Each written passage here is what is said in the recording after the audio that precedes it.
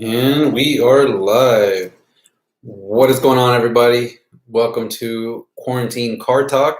And we are live right now. I'm going to give everybody about 2 minutes. But today's topic is going to be voiding your warranty, why you should or shouldn't, and kind of give you guys some guidelines, personal guidelines now. Don't need to take my word for it, but on when you should and shouldn't, and what parts are considered more low risk and what parts are considered high risk when modding your vehicle. So stick around for that discussion coming up here once we give people a few minutes to join in.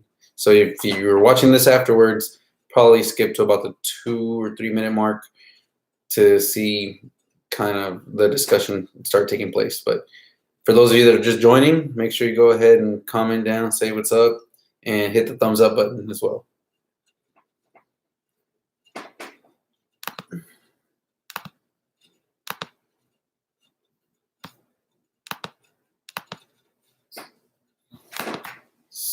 Oh.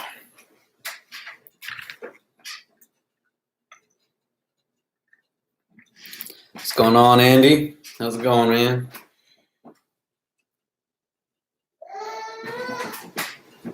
So we're just waiting for a few more people to kind of show up. In the meantime, how you guys doing? How's everyone kind of coping with the quarantine and the stay-at-home orders in most parts of the U.S.?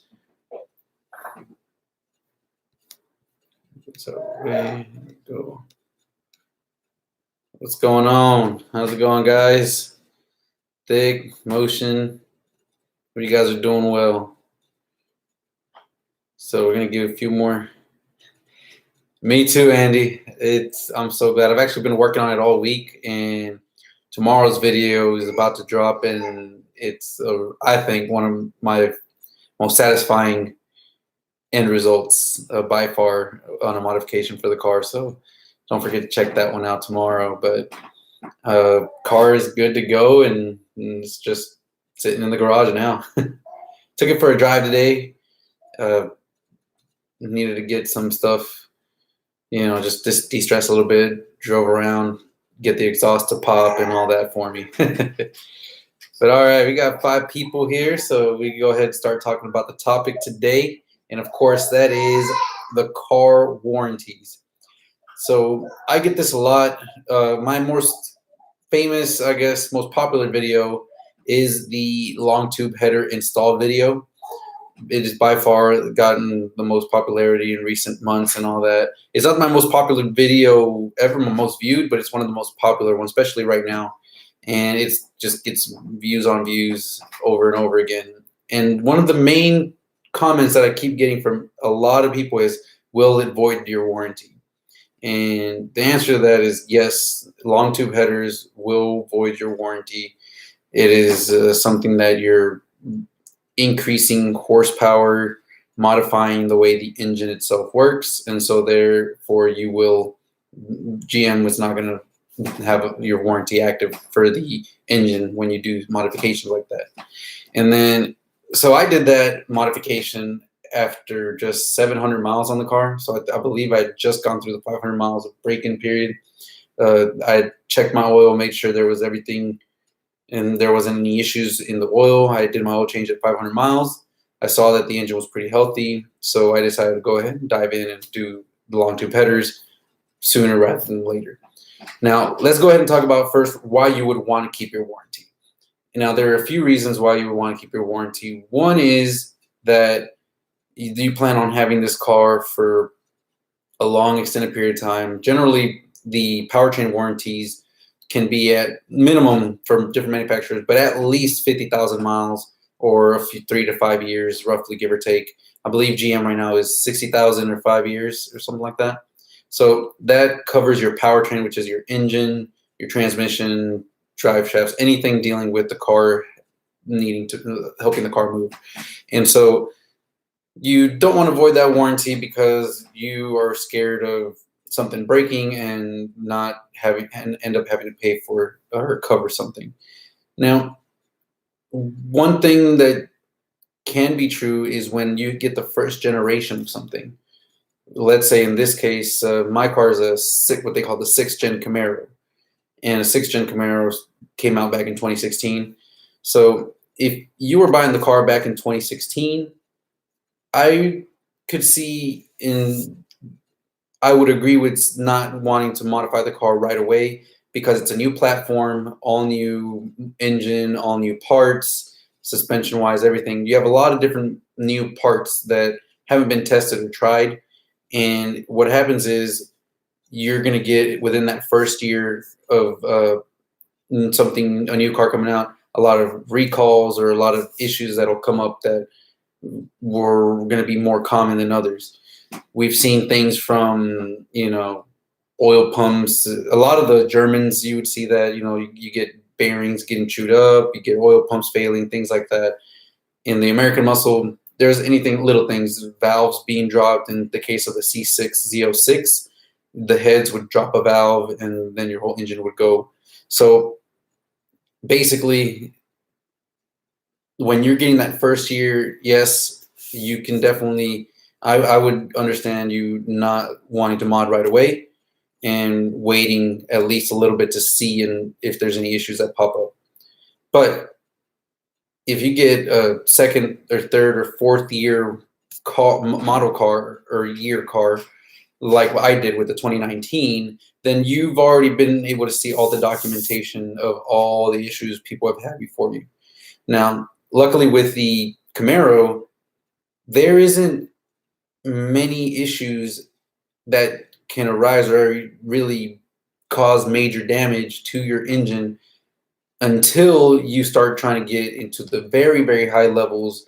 And that is when you're trying to do boost and put more pressure or run a really, really high shot of nitrous. So for those of you guys that just getting a brand new Camaro, it's bone stock, and you want a little bit more power out of it, I think right now is the perfect time you should not wait for your warranty to expire. If you're trying to do what we call in the racing community full bolt-ons, doing air intake, cold air intake, bigger throttle body, manifold, different aftermarket manifold or modified manifold, stock manifold, headers, E85, those full bolt-on parts, guys, right now, those I would do right away. If you plan on modifying the car at any point during your ownership, definitely go ahead and go through it, do it right away, sooner rather than later, and void your warranty, because all this in conjunction will require a tune, which is going to void your warranty right then and there. But track record and everything has shown that with a proper tune, these cars can live forever and not have any issues with the car as long as you do the proper maintenance, oil changes, and so forth whenever you drive the car out. Duke, you're right, man. Change that diff oil for sure. So that is why when you're doing those smaller modifications, it has been proven time and time again that these cars can handle those modifications, and you can get anywhere up to close to 60, almost 80 horsepower gains from doing these full bolt-on modifications, which is going to make your car drive completely different, much, much faster. You will drop at least 1 second off of your quarter-mile time, and it is going to make the car just that much better overall without very, very little worry about anything within the engine having an issue. Now, one example that I gave yesterday in my live stream when it came to different schools of thought of warranty or no warranty was if two people buy the same car at year 0, person A, they're both person A and B are both going to modify their cars at some point or another. That's what they're going to want to do. And the way the example was given was person A at time 0, when he first bought the car, decided, I'm going to put the bigger brakes, I'm going to do the power mods and everything. And he ended up spending about $3,000 on improving the brakes, getting bigger brakes, better brakes, more performance, and he had the car running great.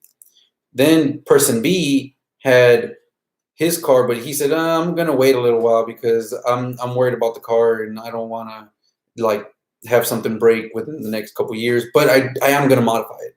So 3 years down the road,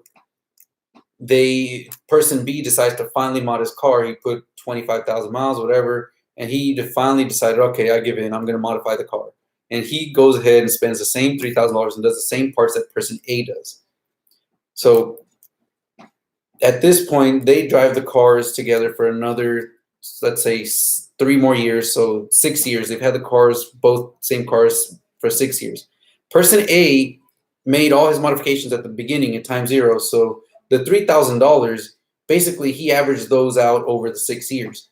So in theory, in mathematical wise, person A ended up spending about, on average, $500 per year, or that is what, when you divide out the $3,000 over 6 years, he only ended up averaging out, or costing, it only cost him about $500 a year to have and enjoy the car for 6 total years with the modifications. Person B waited till year 3 to do it, and so he ended up averaging out $1,000 a year for the expense of the modifications, and only enjoyed it for 3 years. So they both end up selling it at the end, 6 years, at the 6-year mark. Both cars valued at the same price, and who ended up gaining the most, or using the most, getting the most for their money? I'm on the side where person A obviously got the most for their money because they enjoyed it and it cost them less overall for the 6 years. And that is why I personally started modifying my Camaro from the get-go. I knew I was going to do it, so if I'm going to do it, why I'm not going to delay the inevitable and just wait till 3-4 years down the line. And also, you got to remember, guys, these engines start wearing over time as well, over the miles. If I'm going to add power, I'm going to do everything. I want to get it all kind of dialed in the way that I expect it to be from time zero, so that it can all wear evenly and the car can handle the extra power. It's a lot different adding a 100 shot of nitrous to a 100,000 mile engine than to a 5,000 mile engine. The 5,000 mile engine is probably going to have tighter parts, timing, the chains, everything's going to be a lot more intact compared to the 100,000 mile engine. So it should in theory be able to hold the power more. So those are some of my thoughts on why you should or shouldn't void your warranty. And there's place for both. Like I said, if you're getting a brand new model year car, a whole new platform, all new motor, whatever, then you're probably going to want to hold off on modifying it, just because you don't know the history of that engine and what might be a possible failure point. If you're buying it, the car that's been out for 2-3 years, then you know exactly what you're going to do, and you know what to look for and what will work and what won't. Let's see. So that is my thoughts. I'd love to hear you guys' feedback on that. And for those of you guys joining, we're just talking about the warranty, whether you should or shouldn't do it, whether you should void it or shouldn't void it. So let's go here and look at some of the comments here. Let's see. If you keep all your stock parts and put them back on and retuned your car, would they ever know?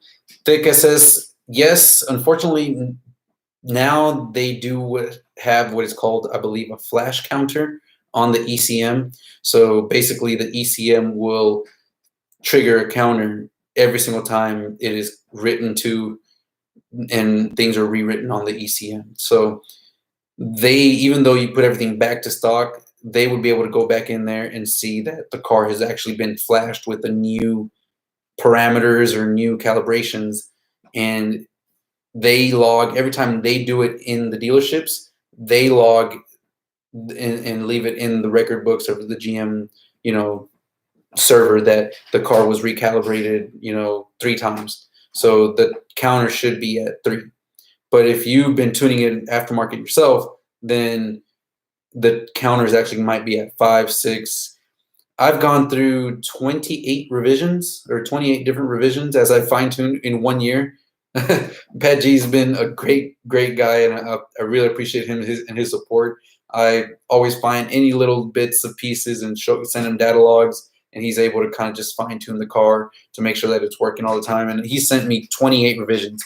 Now, obviously, the 28 revisions have been from me getting a tune after every little modification, and I've done quite a bit. So my tune counter is probably pretty high, so they would definitely know at GM, even if I put everything back to stock. Let's see, we've got another one, and yep, it's the 2016 is a lot easier to tune for sure. You don't have to do the TCM ship out and all that stuff. Let's see, we got Motion 6. I'm waiting a little while to mod mine just because of this new 10-speed. My buddy's a service manager at Chevy, and he says they're having some issues. Wow, that's interesting. I hadn't heard about the issues with the 10-speed. I know this isn't the Camaros don't have the same 10-speed that the ZL1s have. They actually have a 10-speed that's more closely rated to the truck 10-speeds. Now, I don't know if they have the same gearing as the trucks or not, but from my understanding, you can't even really tune much on those 10 speeds either right now. So we'll see. I'm excited for the pops and bangs. I want to track as well when I get to North Carolina. Yes, sir. And what kind of miles? Duke Larson asks, what kind of miles can you expect on an LS3? Well, it all depends on how much power the LS3. If you're in the 450 range, under 500 range, I mean, that car can run for a long time as long as the tune is dialed in just right. The LS3s you can easily get 100,000 miles, 150,000 miles with proper maintenance, running at about 450 to 500 horsepower. Now, if you're getting anything above 500, you're probably either adding nitrous or adding boost or some kind of power adder. And at that point, you're obviously going to introduce more stress, more failure points to the engine, things that can cause an issue from the heat and all that. So that'll reduce the life of an engine. Of course, the biggest thing is having a key tune spot on. Let's see, Duke owns a 2018 Camaro SS 8-speed. It's all stock except the axlebacks. That's awesome, man. And in California, they're a lot more stricter for sure when it comes to modifying the cars. So I can see why you can't really do much to get a lot of performance and still be compliant with all those California rules. So that is one reason as to why you, I guess, would want to keep the warranty. Now, my opinion is, again, like I mentioned earlier, I'm on the part of the opinion that if you're going to mod the car, then you go ahead and do it early on. Do not wait and keep the warranty, because you're going to get the most for your money, the best bang for your buck if you do it now versus doing it later. That is the biggest advice I can give everyone. And most people that get sports cars, besides the small few that just get it and like how it is just because they want to drive it and enjoy this a little bit of stock sounds, most people are going to modify their cars and try to go faster and be faster. And if that's the case, again, do it now and enjoy it for longer than doing it later. And of course, with limits. Now, in my case, I'm adding nitrous to the Camaro now. So that is a power adder. Now I've done the cam and the heads, and that is something when you start getting into the internals, guys, the internals of the engine, then things can get a little questionable there. If all you're going to do is just the bolt-on stuff, yes, do that right away. Boom, get it done out of the way. If you're going to do something like ported heads or an aftermarket camshaft where they're going to have to take the engine out and do all the work, open up the engine, then I strongly suggest that you find the right mechanic shop to do it for you, and do not cheap out. Do not cheap out, because you want someone very knowledgeable and someone that's working on these cars, that knows their way around these cars, to do all the work on your car.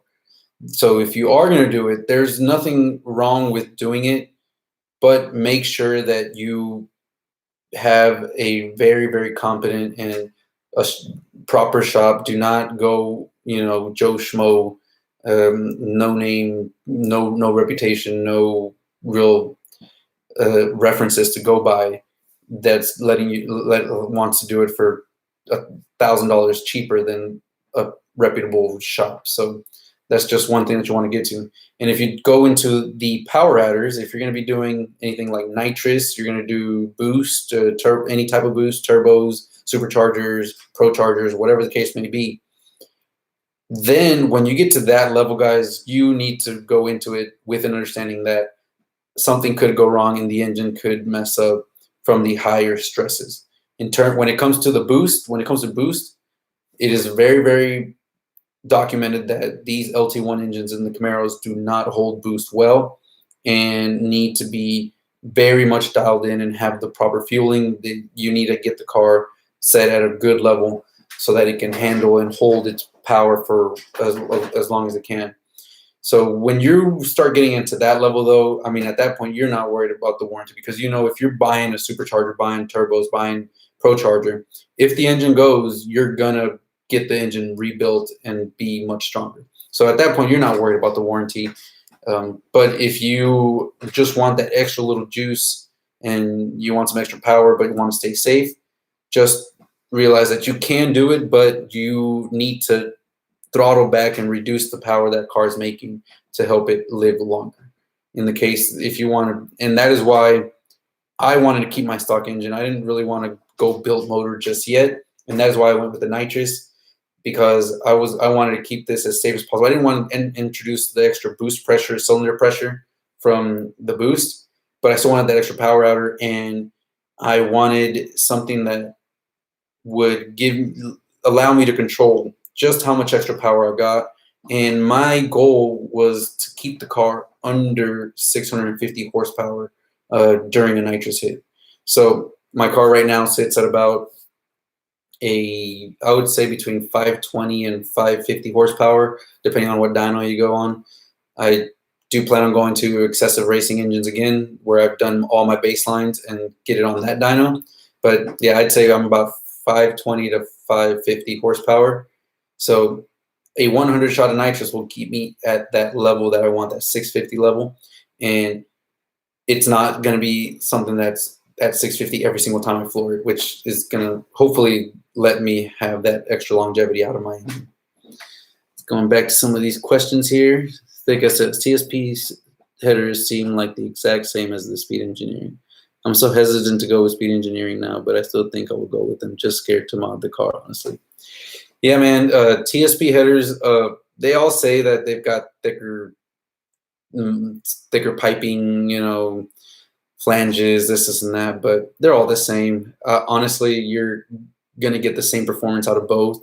Ones are a couple $100 more than the others, and I believe they're both made in California or in China. So it's not like TSPs are American made.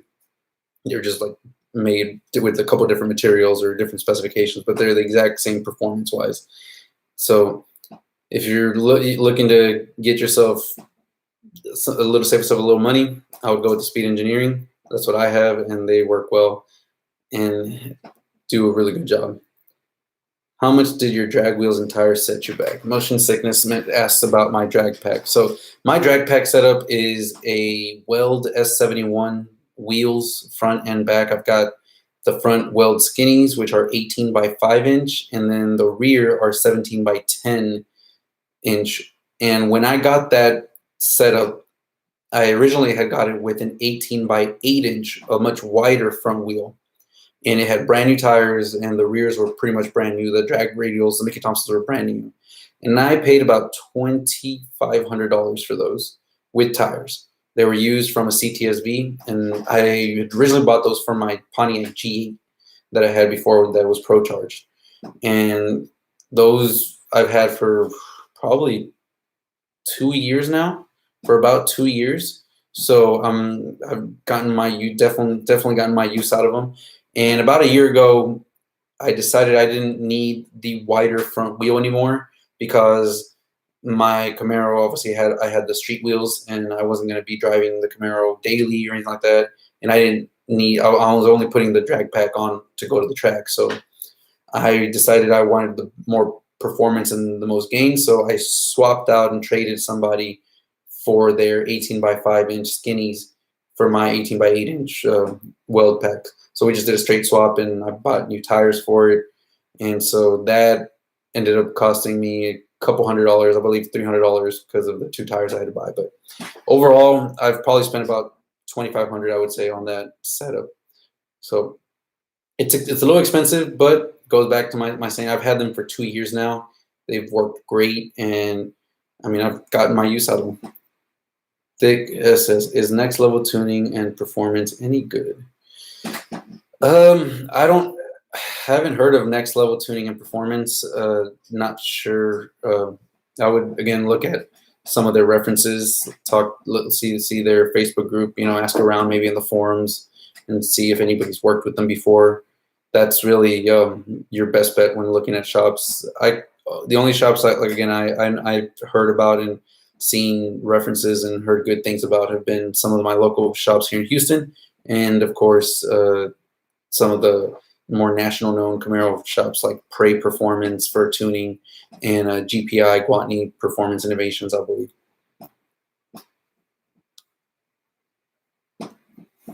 So again, if you're going to be doing any in-depth engine work, definitely make sure you go to a performance shop that has good references. And one thing to also note is make sure that they've worked on your car before, or at least on your type of engine as well before. One of the reasons that I decided to go with excessive racing engines, guys, aside from all the references they have, when I showed up to their shop, all they had was Corvettes, C7s, and some Camaros. They had a few Camaros.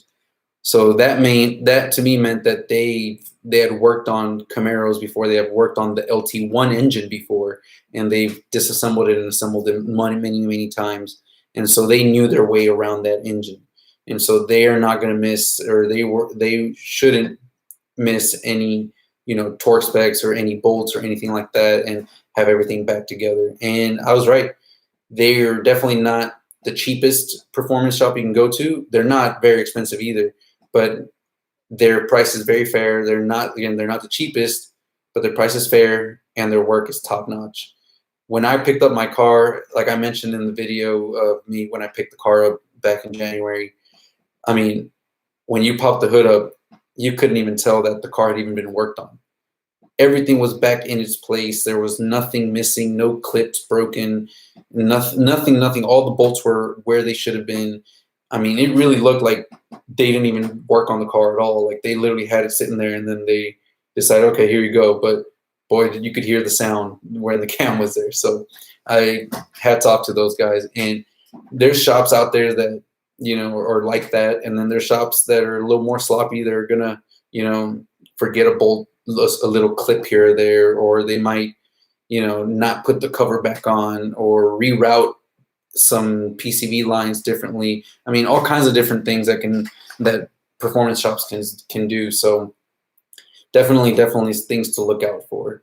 And that will probably be the topic of tomorrow's Quarantine and Car Talk, performance shops and what you should look for and criteria when it comes to pick the proper performance shop to work on your car, and what might be some telltale signs that you probably don't want your car getting worked on at that shop. So I'll go ahead and make that a live pending video for tomorrow, and it'll be again same time, 9 p.m. and we can talk about performance shops and talk about how to pick and what to look for, what you want, what you don't want, and how to go about finding the right fit for you.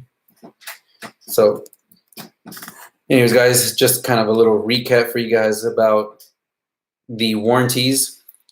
Very quick recap here is going to be, if you plan on modifying the car and it's not the very first model year that came out, then definitely go ahead and get the modifications done now, at least the full bolt-on stuff. If you want to go more in-depth with internal engine mods or with power adders, if it's internal engine mods, then just find out a proper shop that can get the work done properly.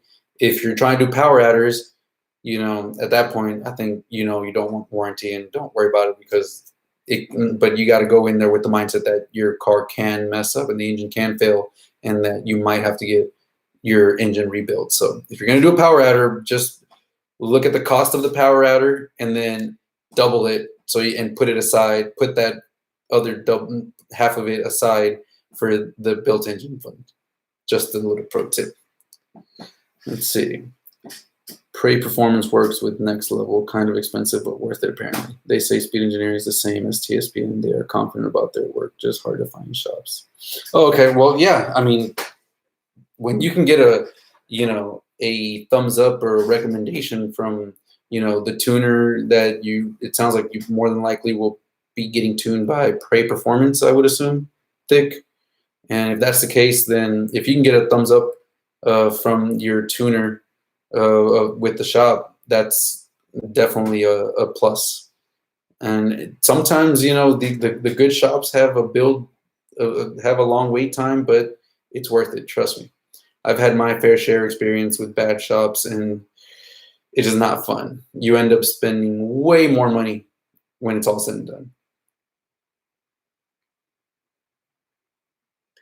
And yeah, like I said, Speed Engineering, man, you can get cooks and you can get all that, but at that rate, even if you started having a little bit of a leak or something from a weld down the line, a couple years or a year or 2 years down the line, I mean, you can just buy another set of headers and replace them and have brand new headers for still way less than you would buying something like a Cook's header system that's like $2,000 or I believe is Stainless Works or American Racing headers. They're also in the $2,000, $3,000 range for header systems. It's just ridiculous the pricing that these have gone. What's going on, GP Racer? How's it going? So that's definitely a good thing if Praise works with Next Level for sure. So hope everyone's doing well. Anybody got any questions? Anything they want to talk about? Or, by the way, they finally showed the C8 Corvette running a 10.7 here at Houston Raceway Park with 100 shot and some race fuel in really bad DA, about like almost 1,500 or 2,000 feet of DA weather. So it was like a 10.7 at 127, I believe, or something like that. That is moving for the DA. I think the fastest car is gone by Carlisle Racing, and they went 10.65, which is only a half a tenth faster than what this white Camaro did. They say that they did it on a 50 shot, but there's no real details besides that. I'm sure they were with the white Camaro here by Amelia Hartford, I believe was her last name. She ran 104 octane race fuel to help maintain the pre-deck because you can't pull the timing back with a 100 shot.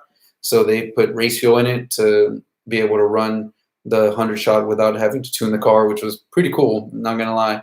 And she was able to spray right off the line and didn't have any issues with axles or anything like that. But again, it was in a lot worse DA. So I'm sure if it was in the DA that the Carlisle Racing video was in, then that white Corvette probably would have gone, low 10s, 10.4 maybe, 10.4 because of just how good the weather was back up there where Carlisle Racing ran his 10.6.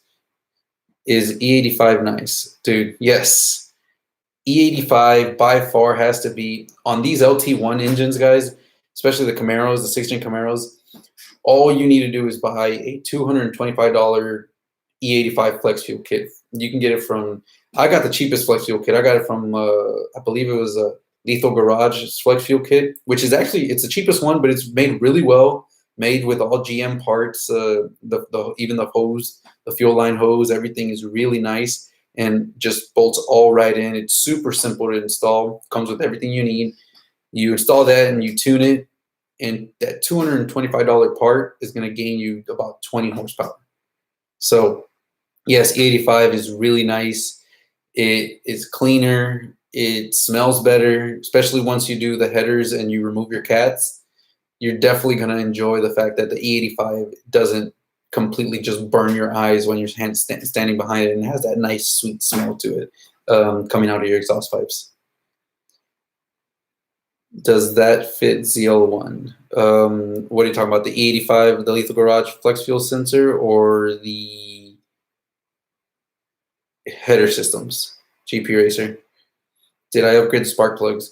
Yes, I did end up going with aftermarket spark plugs. I went with the Speed Engineering 10-inch spark plugs, and only because I had one spark plug wire, which was, I believe, the second one from the front on the driver's side.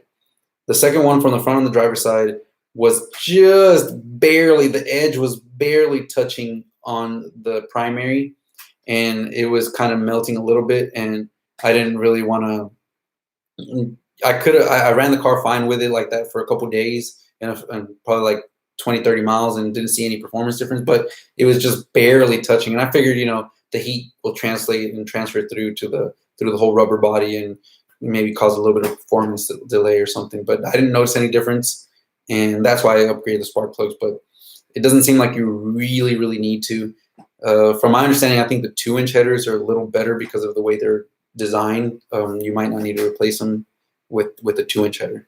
And GP Racer, the flex fuel, I don't think Lethal Garages is specific just to the LT1. It should be very similar for the ZL1. I know they might have a different routing for the fuel line, and so maybe they have a different kit that uses a smaller fuel line or a longer fuel line. I would reach out to Lethal Garage and ask them about that. If they don't have a specific ZL1 kit and they have just a Camaro 6th Gen Camaro SS ZL1 across the board kit, then it should fit for the flex fuel. And then of course you need to get tuned. And the good thing is you can buy the flex fuel sensor, install it, and you don't have to go ahead and like tune it right away. Once you finally get to tuning the car, you can just tell your tuner, hey, I've got 85, and he can go in and dial in and set up all the flex fuel tables that are needed and give you the right added timing and all that. So you don't have to worry about, getting it tuned right away once you install the flex fuel sensor. Let's see, ZL1 4Play asks, what do you think of using Rotella 1030 conventional oil for a Cam ZL1? The builder wants me to use it. I'm thinking Mobil 1 1040 oil with zinc additive for break-in 1,000 miles and go full synthetic. For the break-in, Rotella is perfectly fine. I think Rotella actually has one of the higher zinc contents in general. So if you're just using it for the break-in, definitely go ahead, and there's nothing wrong with using the Rotella, especially during a break-in when you're kind of just running the car through its paces. You're not, constantly just flooring it all the time and just mainly trying to get the car broken in and driven around, get the miles in, and get everything sit properly. I don't see anything wrong with the Rotella. It'll do just fine. No need to spend the extra money on the Mobil 1 and do all this zinc additive and stuff. And yeah, after 500 miles or even 500 to 750 miles, you can go ahead and drain that out. And I would do it at 500 miles, and then I would do it again at 1,000 miles just to kind of make sure everything's out of the system. And then you can go full synthetic from there. I went with I believe it was a 10-inch. They were the shorter ones. 12-inch would be the ones that you would want to use if you're using something like a truck, like you're working on a truck. And those would use the 12-inch, but the Camaros, the 10-inch is the one that you would use, the shorter ones.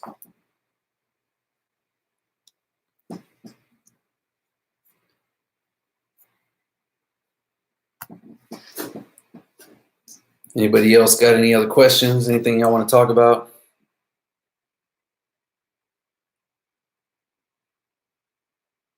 I'll go through here and see if people are in. No problem, ZL1 4Play. And enjoy that Cam, man. I'm sure that car is going to be moving. Again, guys, for those of you guys joining, tomorrow we will be talking about performance shops and how to pick your performance shop, what to look for, what not to, what are some good things, what are some bad things, and what are some of the key things that should make you just turn around and run away. Lone Star Films, do headers void warranty? Yes, they do. And the reason they're going to void your warranty is because you don't have to, but you do need to tune the car relatively soon in order for you to remove the check engine light. And obviously, if you have a check engine light, you can't pass inspections or things like that. So when you get your headers done, you need to remove the check engine light, and to do that, you have to tune the car. And when you tune the car, that will void your warranty. But like I mentioned earlier in this live video, if you plan on modifying your car and you're doing just small bolt-ons, I would do it right away and not worry about the warranty, because these cars are proven to handle, living in that 480 to 500 horsepower range for a long time with proper maintenance, of course. And Thick, I'm glad I could help you out, man. I appreciate the love, and that's why I do these live videos. That's why I do my videos, guys, and I try to show you guys everything that I do, because my goal is to, even if it just helps one or two people, if somebody is working on, installing a certain wing, or if someone's installing headers, if my video can just help give them a little guideline or help give them some insight into what they need to do, even if it's just one or two people that get the benefit and the help from it, 2 years down the line, I'm happy to be doing the videos now, and that's more than enough to help keep continuing this channel and bringing you guys all the good content, I guess. Just showing you guys what you should and shouldn't do now. I'm gonna do the Nitrous, and my goal for the Nitrous is to be able to run the Nitrous and prove to everybody that you can run Nitrous, all year long, multiple bottles, and be able to still have a engine last, a stock bottom end last, and run great all year. And I bought all the parts. I decided to build something that was going to be very reliable, that I think is going to work great, and I'm going to show you guys what that is, and hopefully everything works out. If it doesn't, then I will definitely let you guys know why something might have failed, and what to look out for, what we could have done better, and of course always working and improving things. So when I started off with the Nitrous controller from NOS, the mini Progressive 2 controller, and that is going to be a great starting point. But I do have another controller in mind that I want to try out, that I have some ideas on about how I can use that controller to kind of dial in certain things, and almost kind of like a boost control, but for Nitrous. And I'm not going to talk exactly about how I plan on doing that or what I plan on using for that, but if everything works well, I might move up to that new controller and have basically a boost controller, but for Nitrous, where I can press a button and it'll instantly do a 50 shot. I can press another button, it'll do a 100 shot. I can press another button, it'll do a 150 shot. So it's pretty cool stuff, and I'm excited to possibly look at that later down the line. Let's see. ZL1 4Play says you're doing a BTR stage 3, 245 upper pulley, TSP long tube headers with X pipe, Corsa sport exhaust, and catch can M2.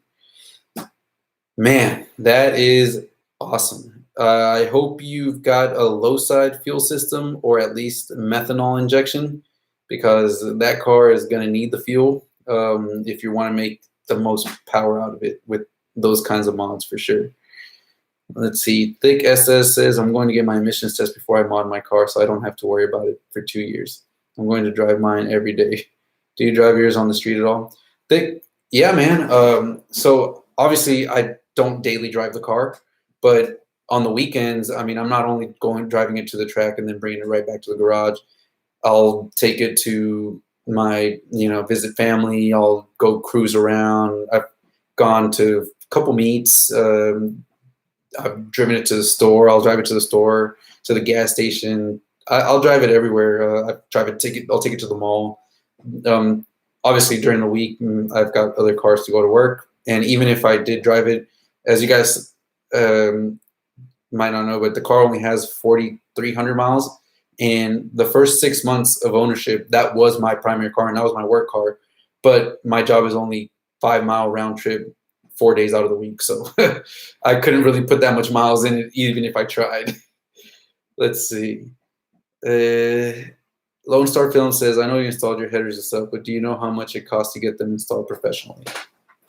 So Lone Star Films, generally, I've seen people quote between $600 to about $800 I would say any 600 is like the low end, and then on average, you're probably going to get charged between $700 to $800 for a header install, just because of the labor that it takes. It's pretty labor intensive. It's going to take a couple hours, probably. I mean, people that do this repeatedly over and over again can probably get it done, both sides already installed in 3 hours, 4 hours. But a labor rate at shops are usually between 75 for a very, very cheap labor rate to in the 120 an hour. So that puts you down. Plus, they've got to do maybe other few tests, or they got shop tool stuff. But yeah, I would say $600 to $800 is roughly what you would pay for getting your headers installed. Thick says, do you have a two-step? Yes, I do, and I haven't installed it, of course. The two-step that I have is it's the RPM limiter with the timing control box from Lingenfelter. So it's the Lingenfelter timing box, and I'm using it for the Nitrous because I want to be able to control if I'm running a 150 shot. I want the thing to be able to pull the 6 degrees of timing that you want to make sure the car is safe.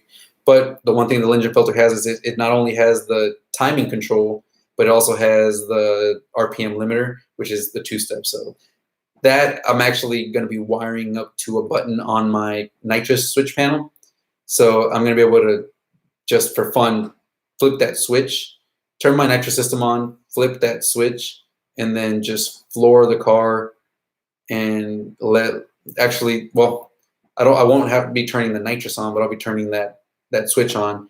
So, because obviously I don't want to spray Nitrous while I'm just revving it, but I can flip that switch and activate the RPM limiter, so I can just floor it and basically have the two-step going just for fun, just to hear the pops and hopefully shoot fire.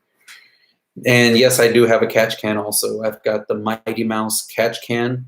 Great catch can. I use their catch can system on my ProCharge G8, and it was just an amazing catch can. I love that. And what's an emissions test? GP Racer, for regular maintenance with oil changes, in your opinion, how often do you suggest? So I did mine at the 500 mile mark as a break-in thing. And then I would do another one at the 1,200 mile mark, maybe 1,000 or 1,200 miles. But then after that, I would do them every 3,000 miles, unless you've been putting a hard 1,000 or 1,500 miles, just basically drag racing the car every single one of those miles.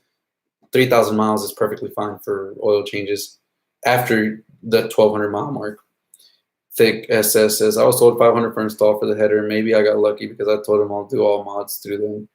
Yeah, like I said, different prices, different range, but I would say, yeah, again, 3 hours, 4 hours. If a shop really knows what they're doing, they can get it done pretty quickly and charge you a lot cheaper. But I would say, yeah, 500 to 800, depending on the shop that you go to.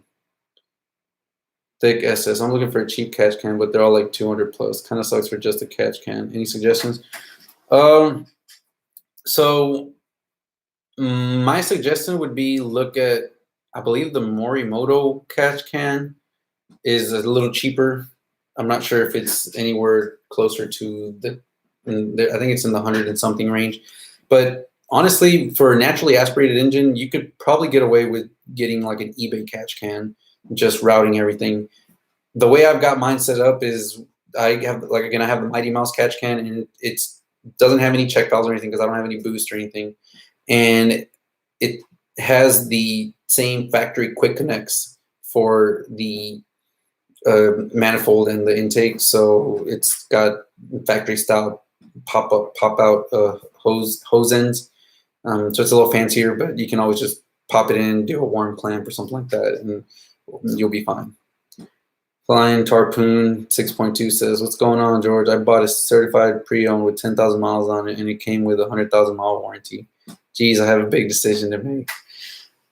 Well, if you got it certified pre-owned, that means that it went through the full inspection and they didn't find anything wrong with the car.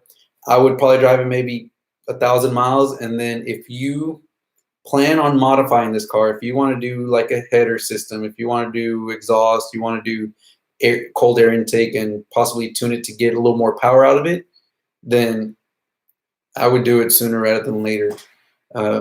Now, one thing that you could do is drive the car as is, and once you feel kind of like the power doesn't feel strong enough for you anymore, you're getting used to the power level, then start doing the mods. That'll probably happen pretty quickly too. So you get used to the car, you enjoy it, and then you're like, man, I wish once the thought crosses your mind, like, man, I wonder what having headers would feel like, or how much extra power would feel like. That's when you should go ahead and just modify it. Don't worry about that 100,000-mile warranty, especially if you're just going to do the basic bolt-ons like headers, intake at 2, and maybe 85, because that is not going to cause any issues on your warranty. Also, the clamps for the speed engineering headers, I hear they aren't good.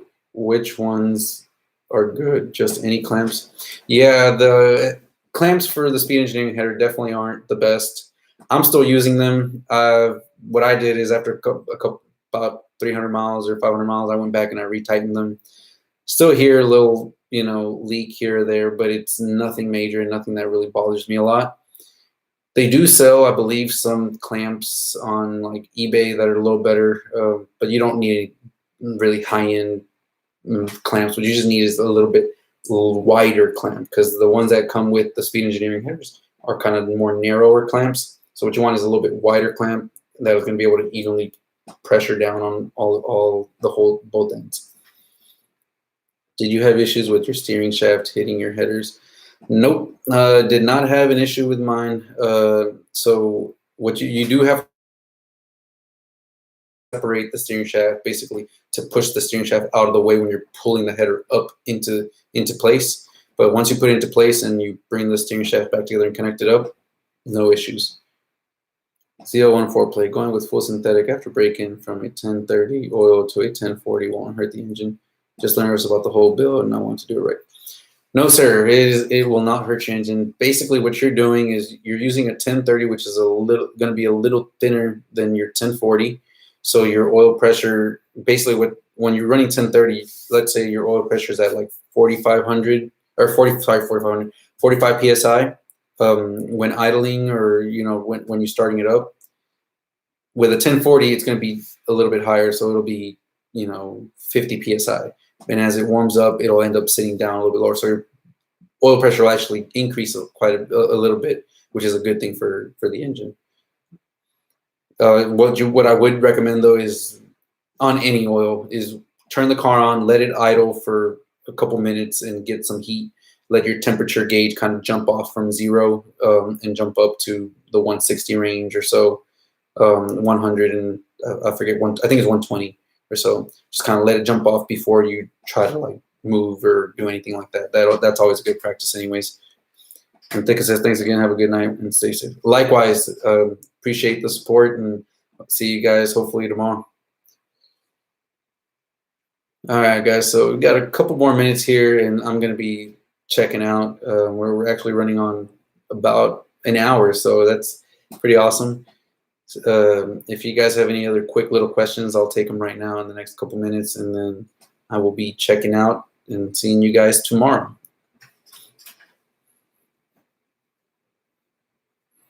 GP Racers says, do you suggest an oil catch can for the ZL1?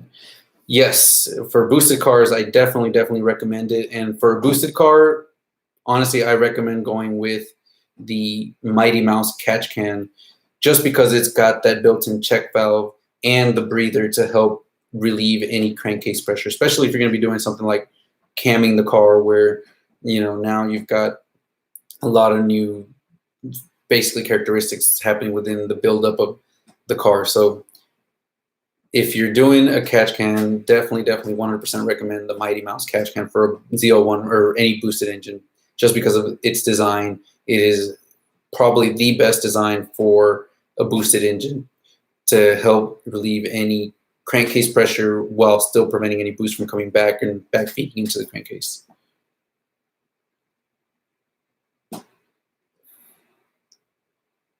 Any other questions? Trying to see if I go back up here. Okay, no, not anymore. How long did the headers take to get to your house? I believe, man, it's been a while. it wasn't that long. I think I had them within like 4 days. Definitely less than a week. That they were very quick, shipped very quickly. I'm sure they had a bunch in stock, and they were able to get me that shipped out pretty quickly.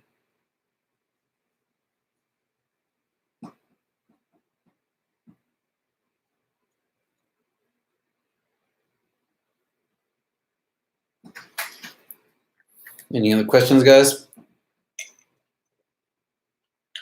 I'll take one more question if they have one. If not, this will be it. I will be logging out because I've got to go to work tomorrow.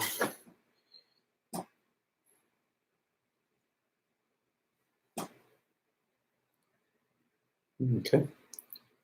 All right. Well, let's see. Are you a crew chief? No, I'm not a crew chief. If you mean like working for like a auto shop or car shop or something like that, no, I am not. I just love cars and try to learn as much as I can, both from doing work on my own car and reading up online. I love cars, all kinds of cars, really. So I love everything about them and try to learn as much as I can. Flying Torben, thanks for the info, George. Much appreciated. Stay safe and be careful. Likewise, you guys be careful. And again, like I said, I will be here again tomorrow, 9 p.m., and we'll be talking about performance shops. So it's definitely a really, really good topic that I think a lot of people need to know more about, because I've been through the ups and downs. Then you're a wheelman. I would say I'm both. I like to work on both of them. I like to drive the cars and I like to work on them. So I'm like both layers. So hopefully you guys enjoyed tomorrow's topic, because I've been on both ends of a good shop and a bad shop, and let me tell you, there's a reason they're good shops. So if I can save you guys the headaches and all the extra money that's going to cost, then I'll hopefully give you guys that insight tomorrow. Likewise, you guys have a good one, and I'll see you guys in the next one.